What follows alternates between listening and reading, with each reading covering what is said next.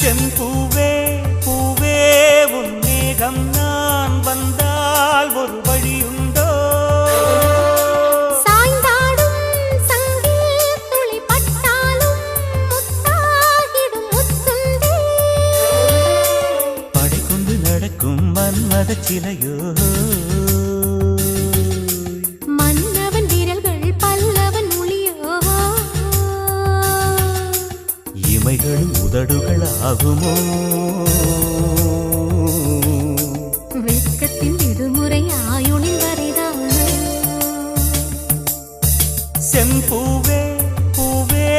உன் மேகம் நான் வந்தால் ஒரு வழியுண்டு